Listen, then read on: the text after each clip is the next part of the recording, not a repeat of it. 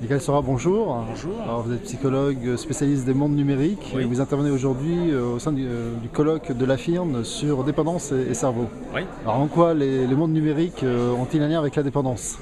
Alors, on va dire que c'est ce qu'on appelle les addictions dites comportementales. Donc le jeu vidéo en soi n'est pas une drogue, évidemment, mais au fond, on s'est rendu compte que certaines conduites pouvaient, pour certains, malheureusement avoir on va dire un destin qui serait celui de l'addiction. Alors, est-ce qu'il y a des facteurs favorables? Alors il y a des facteurs, et c'est vrai que j'ai tenté de les nommer, et j'ai d'abord parlé des facteurs de notre société, c'est-à-dire à quel point est-ce que la société, ce qu'on observe, une société liée à la performance, une narcissisation de la parentalité, une fragilité de la parentalité, le fait que peut-être les parents jouent moins le jeu d'être parents, et on est plus du côté de l'idéal, et de montrer au fond comment, dans ces mondes virtuels entre autres, où on est un autre, un avatar, etc., eh bien, ce sont finalement des jeunes très souvent biberonnés à la performance, biberonnés à être un enfant idéal, et à quel point lorsque tout d'un coup il y a une chute, il y a un effondrement dépressif qui fait qu'ils vont trouver un antidépresseur propre à leur culture, et ça va être entre autres ces jeux vidéo.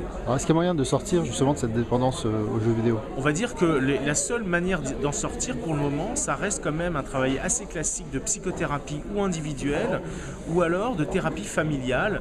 J'ai tenté à mon niveau de mettre en place des choses plus originales. Pour le moment, ça ne fonctionne pas, mais je dirais qu'une des choses qui serait intéressante, c'est comment les éditeurs eux-mêmes, au fond, puissent accepter déjà qu'il y a peut-être 2% des 11 millions de joueurs qui ont des problématiques de dépendance, et comment est-ce qu'ils pourraient les aider. Au fond, on a vu ça avec les jeux d'argent, la Française des Jeux investit beaucoup d'argent. Ça serait peut-être intéressant que Blizzard, pourquoi pas, ou d'autres, puissent ne pas nier, et d'ailleurs ça les rendrait quelque part plus crédibles, et au fond de les aider. Une des solutions que je proposais, c'est qu'en fin de compte, nous aurions des personnages non jouables psy, qui interviendraient dans le jeu, et qui pourraient prendre contact avec un nain ou un elfe de la nuit, et pourquoi pas entamer un début de discussion pour pouvoir après, dans un deuxième temps, l'orienter vers une structure de soins. Une sorte de mini Grégoire qui interviendrait pendant les jeux vidéo. Freud, on peut tout imaginer, un avatar psy. On va dire que c'est des choses sur lesquelles je travaille depuis bien longtemps, puisque j'avais même ouvert une consultation pour Avatar dans Second Life, dans le cadre d'un travail d'une étudiante. Donc on va dire, voilà, nous sommes un peu au début.